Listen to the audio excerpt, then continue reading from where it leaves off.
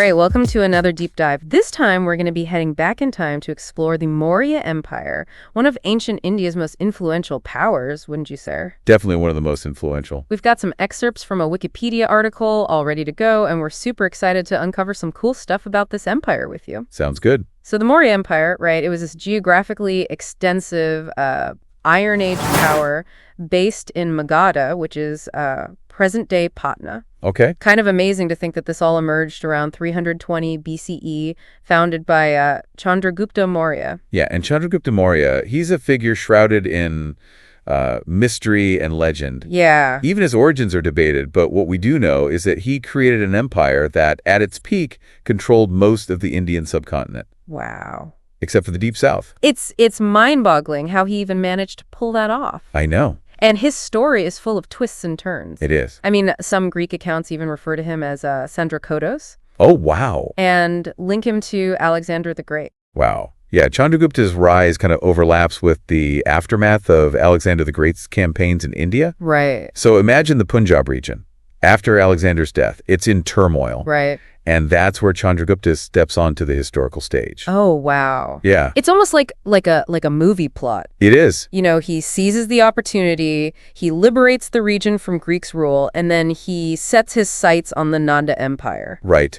Now, the Nanda Empire, from what I've read, they were a pretty formidable force, weren't they? Yeah, they were strong. They controlled a huge chunk of territory in the Ganges basin. Right. But Chandragupta, with his advisor Chanakya, managed to topple them. It's crazy. Yeah. It's really interesting how different sources actually offer varying accounts of this conquest. Oh, really? Yeah, Buddhist, Jain, and Hindu texts all kind of present their own perspectives on the campaign, right? Right. They highlight different aspects of Chandragupta's strategies and the challenges that he faced. Oh, okay. It's like piecing together a puzzle with different pieces from various historical narratives. That makes sense. Yeah. It makes you realize that history is never really a simple or straightforward story. True. There's always multiple perspectives and layers of interpretation. Yeah. But one thing I find really intriguing is that after consolidating his power in the East, Chandragupta has this monumental encounter with Seleucus I Nicator. Okay. Now, just as a reminder, Seleucus was one of Alexander's generals who inherited a massive chunk of his empire. Okay. Right? Yeah, and he wasn't too happy about losing those territories east of the Indus River. No. So he marches eastward, hoping to reclaim what he believed belonged to him. Oh, wow. Yeah. But Chandragupta was ready for him, huh? Yes, he was. Some sources even mention that he had a force of 500 war elephants. 500. Wow. That's a lot of elephants. Can you imagine facing that on a battlefield? No way. That would be terrifying. Yeah. Yeah. But what's really interesting is that instead of a long conflict, right, these two powerful rulers chose diplomacy. Yeah. They hammered out a deal. It's amazing. And this deal involved a marriage alliance.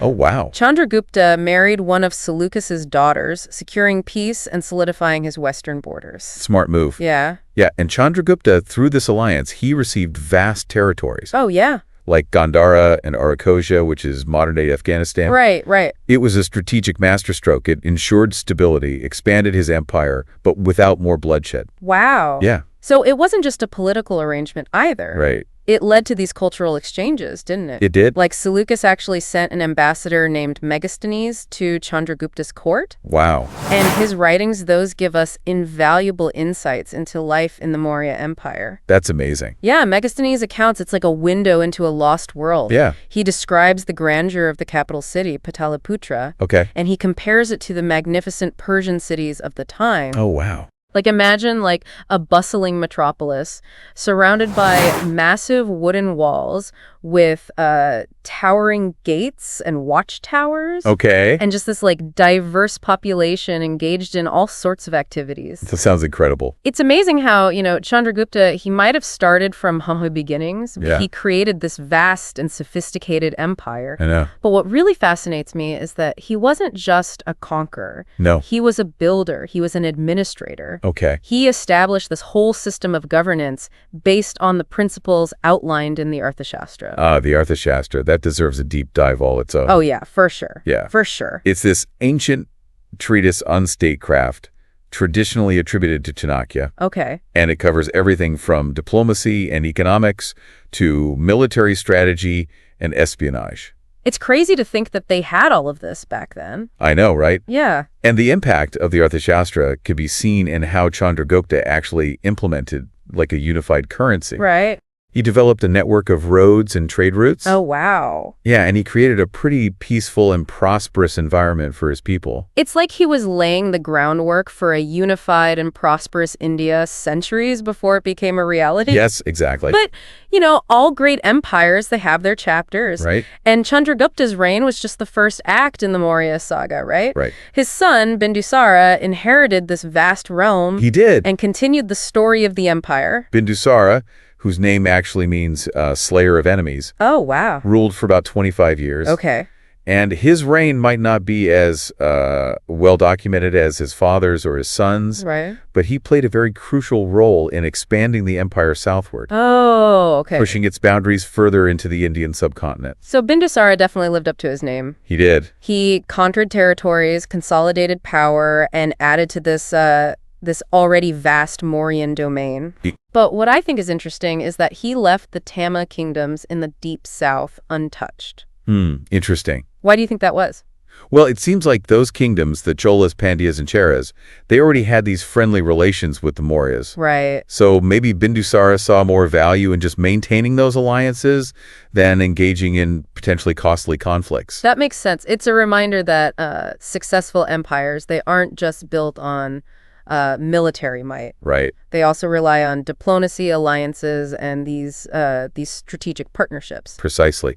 And Bindusara, like his father, continued to cultivate those diplomatic ties with the Hellenistic world. Okay. We even have records of Greek ambassadors present at his court, Wow. further solidifying those connections. So Bindusara wasn't just a warrior. No. He was also a diplomat, a shrewd ruler who understood the importance of maintaining those international relations. Yes, definitely. And he really built upon that foundation that his father laid, expanding the empire while ensuring stability and prosperity. Yeah, and paving the way for maybe the most famous Mauryan ruler, Okay. his son Ashoka. Now, Ashoka's reign, that's really where things get interesting, wouldn't you say? Oh, absolutely. He's often considered one of the most influential and impactful rulers in Indian history. Right. But his story is one of transformation. Yeah, This journey from conqueror to pacifist. that's right. Ashoka began his reign focused on military expansion, Okay. much like his predecessors. Okay. He even led a particularly brutal and decisive campaign, Okay. the conquest of Kalinga. Right. Yeah. The Kalinga War, that's the one that changed everything for Ashoka, wasn't it? It was. It resulted in an appalling loss of life. Yeah, it did. Estimates suggest over 100,000 soldiers and civilians perished in the conflict. It was devastating. And witnessing that carnage firsthand really had a profound impact on Ashoka, didn't it? It really did. It prompted a huge shift in his worldview. He denounced violence and embraced Buddhism, Wow. becoming a fervent advocate for its principles. It's almost hard to fathom the emotional and psychological impact of witnessing such devastation. Yeah, no. But instead of being consumed by, grief and guilt, Ashoka chose a different path. He did. He dedicated his life to promoting peace, compassion, and ethical governance. Yeah, a truly remarkable transformation. He replaced military conquest with the spread of the Buddhist teachings, Right, not just within his empire, right. but far beyond its borders as well. And this is where the famous edicts of Ashoka come in, right? Exactly. They're like these messages from his transformed mind, Yeah. inscribed on pillars and rocks across the empire. Precisely. The edicts communicate Ashoka's policies and philosophies, reflecting his commitment to nonviolence, Right. social welfare, and religious tolerance. They provide a glimpse into a ruler who genuinely cared for his people. And what's even more fascinating is that some of these edicts were actually written in Greek and Aramaic. Oh, wow. Yeah. That's interesting. It seems like those diplomatic ties with the Hellenistic world were still very much alive Yeah. during Ashoka's reign. The edicts even mention Ashoka sending Buddhist missions to regions as far as the Mediterranean. Wow. His ambition wasn't to conquer land. Right. It was to conquer hearts and minds. Right. with his message of peace and compassion. So Ashoka wasn't just transforming his own empire, was he? No, he wasn't. He was trying to change the world with his message. Exactly. It's incredible to think how one ruler's change of heart could have such a far-reaching impact. Amazing, yeah. But before we get too deep into Ashoka's reign, Okay. I want to take a step back for a second. Okay. And ask how this vast empire was actually managed. I mean, how do you administer a realm that stretches across such a huge chunk of the Indian subcontinent? That's a great question. It was surprisingly well organized Okay. and sophisticated, Okay. drawing on the wisdom of ancient texts like the Arthashastra. All right, so let's break it down then. What did the administrative structure of the Maurya Empire actually look like? Okay, well, picture the empire divided into 5 main provinces, Okay. each headed by a prince who acted as the emperor's representative, Okay. responsible for overseeing regional administration. So like mini emperors ruling over their own domains, Exactly. but still under the authority of the emperor. Right. And what about the heart of the empire, Yeah. where the big decisions were made? Well, that would be Pataliputra, the capital city, Okay. the nerve center of the entire realm. Okay. It was from here that the emperor and his council of ministers directed the affairs of the state. Ah, so Pataliputra, it was like the Washington, D.C. of the Maurya Empire. Exactly. And remember Migasini's descriptions of the city. Yeah. He marveled at its sophisticated municipal system, Right. with these specialized committees overseeing various aspects of city life, Oh, wow. like trade, sanitation, Right. even the welfare of foreigners. It's amazing to think that they had such organized urban governance. I know. It's remarkable, existing over 2,000 years ago. Yeah, it sounds like a well-oiled machine. It does. Now, another thing the Maurya Empire was famous for was its extensive network of roads. Yes, it's roads. Can you tell us a little more about how these arteries facilitated communication and commerce across such a vast territory? Yeah, so imagine these well-maintained roads crisscrossing the empire, Okay. connecting major cities, Okay. and facilitating the movement of goods, people, and information. Wow. This network was vital for trade and commerce, Right. but also for maintaining administrative control and projecting power Right. across these vast domains. And these roads didn't just connect cities, did they? No, they didn't. They also linked rural communities to this wider network, Right. further integrating those regions into the empire. Exactly. It's almost like they were creating a sense of a shared identity across this vast and diverse territory, Right. connecting people not just physically, but also through commerce and ideas. Yes, exactly. And this inclusive approach is reflected in the Mauryan economic system. Okay. You know, the empire had a relatively advanced system of taxation, Okay. guided by those principles that we talked about from the Arthashastra. Right. The state collected taxes from farmers, merchants, artisans, Right. but it also invested those resources back into public works, Oh, okay. like irrigation canals, roads, and rest houses. So it wasn't just about taking from the people, was it? No, it wasn't. It was about giving back as well. Right. Building infrastructure, contributing to a more prosperous society. Precisely. And I've also read that the Mauryan era saw an increase in agricultural productivity. Yeah, that's true. The peace and stability of Mauryan rule allowed farmers to cultivate their lands without constant fear of war or raids. Right. And state-sponsored initiatives like irrigation projects further boosted agricultural output. So it sounds like they had a pretty holistic approach to governance. They did. From infrastructure and economics to social welfare. Yes, and it extended to their social policies as well. Okay. The Arthashastra, for instance, describes a system where the state played an active role in regulating various aspects of society, Okay. from commerce and trade to sanitation and public safety. So they weren't afraid to be hands-on when it came to ensuring the well-being of their citizens. Exactly. The Mauryan state took responsibility for maintaining order, providing justice, and promoting the welfare of its people. It makes you wonder what everyday life was actually like Yeah, for the people who lived in the Maurya Empire. it does. It's a great question, actually, and that's exactly what we're going to explore next. Oh, perfect. We've talked about the emperors and their achievements, but now let's dive into the heart of Mauryan society and uncover the lives of everyday people who called this empire home. All right, let's do it. So we're diving into the lives of everyday people in the Maurya Empire. What can you tell us about that? I mean, it's one thing to build roads and manage this massive empire, but what was it actually like for the average person living under Mauryan rule? Well, it seems that despite the empire's vastness, there was this conscious effort to understand and cater to the needs of its diverse population. Okay. Megasthenes, that Greek ambassador we mentioned earlier. Right. He was really impressed by that organized system of governance in Pataliputra. Yeah. With specialized committees for everything from trade and sanitation Right. to the welfare of foreigners. That's fascinating. So it wasn't just about, keeping the capital city running smoothly. No. They were also thinking about how to manage this incredibly diverse population. Right. But what about life outside the capital? Yeah. Was that level of organization present throughout the empire? It seems so. Even at the village level, there were appointed officials. Oh, wow. The Gramikas, for example, he ensured the smooth functioning of local administration. Okay.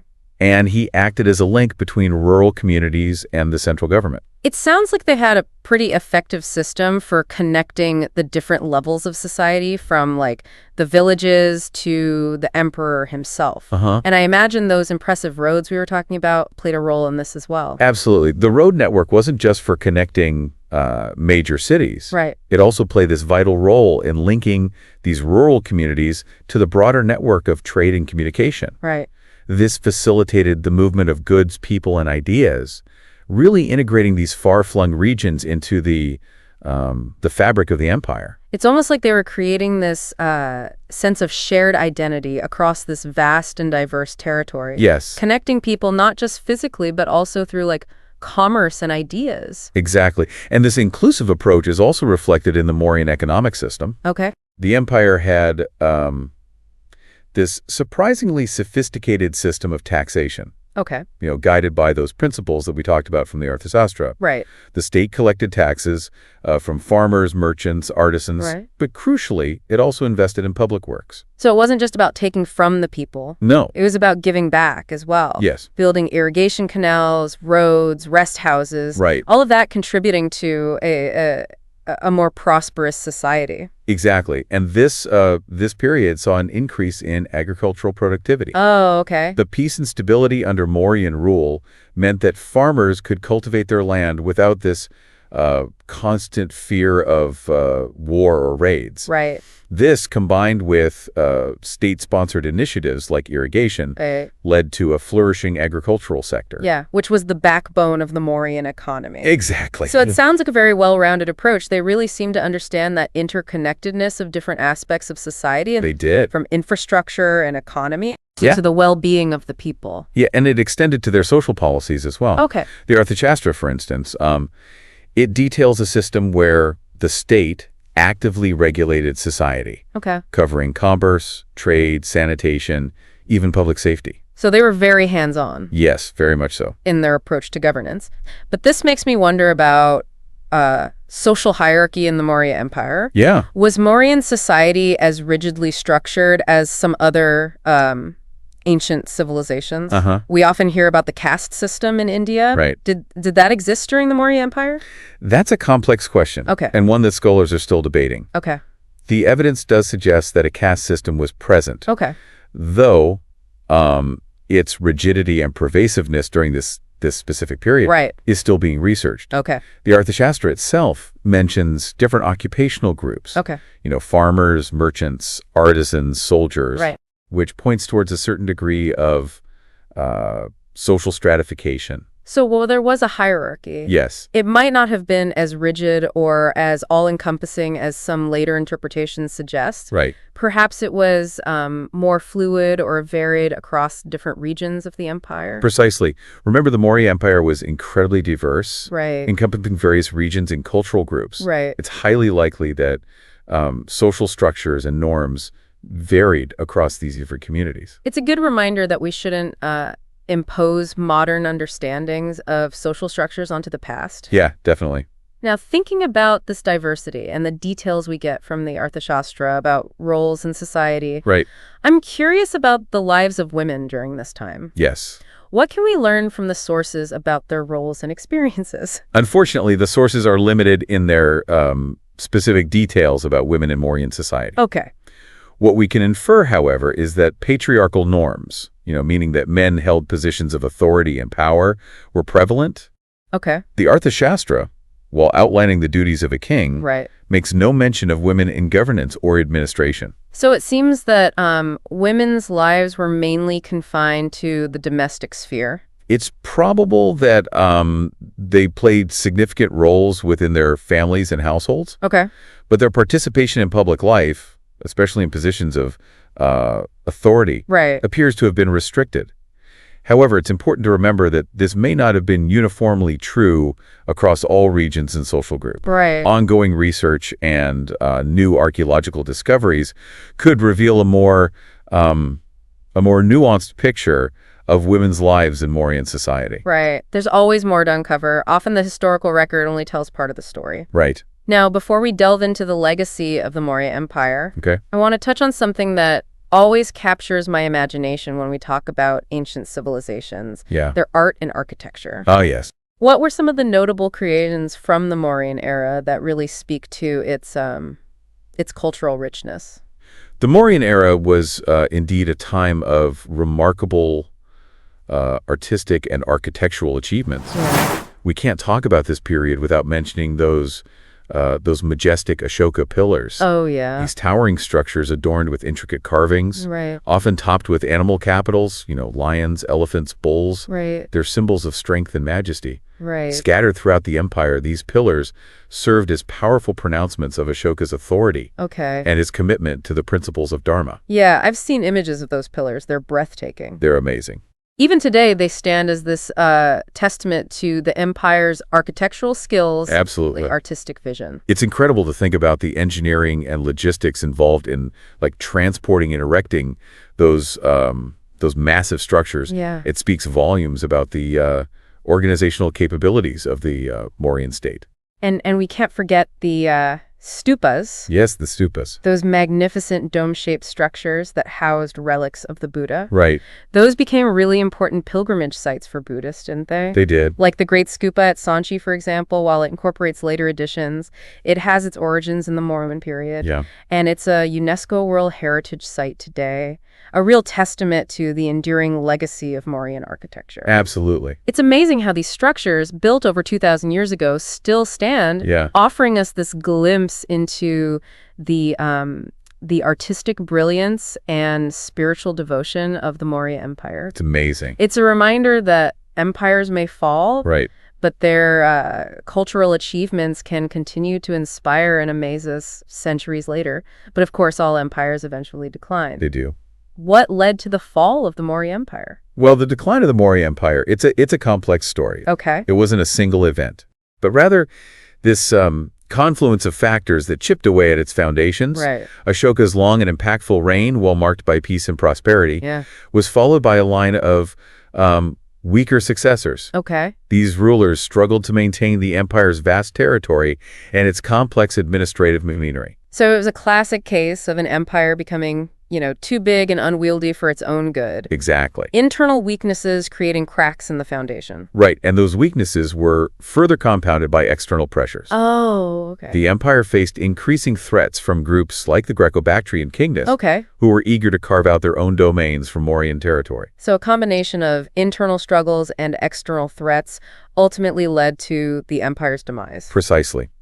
And the final blow came around 180 BCE, Okay. when the last Mauryan emperor, Brihadratha, Okay. was assassinated by his own general, Pushyamitra Shunga. Wow. This marked the end of the Maurya dynasty Right. and ushered in the Shunga Empire, Right. a new power that would dominate North India for the following century. It's a dramatic end to a dynasty that left such a significant mark on Indian history. It is. Makes you wonder, what if Ashoka's successors had been as capable and visionary as he was? Could the empire have endured longer? Maybe. But I suppose that's the nature of empires, isn't it? It is. They rise, they reach their peak, and then inevitably they fall. Exactly. And yet, even in their decline, they leave behind a legacy Right. that continues to shape the world long after their power has faded. The Maurya Empire is a prime example of that. Yeah. Its impact on Indian history and culture is undeniable, Right. even though it ultimately collapsed. It laid the groundwork for a unified India, established sophisticated systems of governance, fostered economic prosperity, and played a crucial role in the spread of Buddhism, Right. a faith that continues to influence millions of people across the globe. Absolutely. It's fascinating to think how an empire from over 2,000 years ago Oh, no. could have such a long-lasting impact. Yeah. Not just on India, but on the world. But what about its legacy beyond its, tangible achievements? Yeah. What intangible ideas or philosophies from the Maurya Empire have continued to resonate throughout history? That's a great question, and one that leads us to a deeper understanding of the Maurya Empire's lasting influence. Okay. One of its most significant legacies is its embrace of trade and cultural exchange. Oh, okay. This wasn't just about economic prosperity. Right. It was about connecting people and ideas. That reminds me of Ashoka's edicts inscribed in Greek and Aramaic. Exactly. Clearly, they weren't afraid to engage with the wider world and share their culture and ideas. No, they weren't. And those Buddhist missions that Ashoka sent out, Right. they weren't conquering army, Right. but carriers of this ancient wisdom, Right. influencing the spiritual and philosophical landscape of regions far beyond India's borders. Wow. The Maurya Empire, in a sense, acted as this cultural bridge, Right. facilitating the transmission of ideas and philosophies that continue to shape our world today. And speaking of influential ideas, we can't forget the Arthashastra, Of course not. that ancient treatise on statecraft. Right. Its insights into governance, diplomacy, economics, and military strategy. Yeah, Those are still studied and debated today, they are. offering valuable lessons on leadership and the complexities of managing a state. Absolutely. The Arthashastra is a testament to the intellectual brilliance of the Maurya era. Yeah, It reflects a profound understanding of human nature, right, the dynamics of power, right, and the principles of effective governance. right. What's remarkable is how its insights remain relevant, Yeah, even in the modern world, offering timeless wisdom on leadership, strategy, and diplomacy. it's incredible to think that a text written over 2,000 years ago can still be so insightful and applicable to the challenges we face today. I know, it's amazing. But as we reflect on the legacy of the Maurya Empire, it's important to remember that it's not just a story of, emperors and conquests. No. It's also a story of millions of people who lived within its borders. Right. Their lives were shaped by its policies, its culture, its values. It's a story of the farmers, the merchants, the artisans, and the scholars, the everyday folks who went about their lives contributing to this vibrant tapestry of Morrison society. It's a good reminder that history is not just about dates and events. Right, It's about people, right. real people who lived, loved, worked, and left their mark on the world. Yeah, And their stories are just as important right. as those of the emperors and the generals. Exactly. Their stories help us connect with the past on this deeper level Right. and remind us that history is ultimately about human experiences. Absolutely. So as we conclude our deep dive into the Maurya Empire, Okay. I'd like to leave you with this thought. How do you think the Maurya Empire's unique blend of political power, economic prosperity, and religious patronage shaped the trajectory of Indian history? Okay. How do those legacies continue to manifest themselves in India today? That's a great question, and one that encourages us to think beyond the historical facts and figures Yeah, and consider the deeper, more lasting impact of the Maurya Empire. exactly. But before we completely wrap up, is there anything else you'd like to share? Well, Yeah. if we connect this to the bigger picture, You were about to connect this to the bigger picture. yeah, the Maurya Empire, it really stands as a testament to human ambition, ingenuity, and that enduring power of ideas. It really does. It's this reminder that even in the ancient world, people were capable of building vast empires, Yeah. creating sophisticated systems of governance and fostering cultural exchanges that spanned continents. Yeah. Yeah, It's mind-blowing to think about, the scale of their achievements. I know, right? But it's also a story about more than just power and conquest, isn't it? Right. It's about compassion, about the possibility of transformation. Exactly. And as we delve deeper into history, we uncover more than just facts and figures. Right. We start to get these glimpses into the human spirit, its capacity for greatness, its potential for change, Right. and its enduring quest for meaning and connection. Those are beautiful thoughts to leave us with. Yeah. I feel like we've only scratched the surface of the Maurya Empire in this deep dive. Yeah. But it's definitely sparked my curiosity to learn more. And that's the beauty of exploring history. There's always more to discover, Right. more connections to make, and more to understand about ourselves and the world around us. So, to our listeners out there, we encourage you to keep exploring this fascinating world of history. Yes, definitely. Look beyond the surface, seek out the human stories behind the grand narratives, and just embrace the richness and complexity of our shared past. Yeah, keep asking questions, keep that curiosity burning, and never stop digging deeper into the mysteries of history. Well said. And that wraps up our deep dive into the Maurya Empire. I hope you enjoyed this journey through time with us. Remember, this was just a taste. It was. There's a whole world of knowledge out there waiting to be explored. Happy exploring. Until next time, happy digging.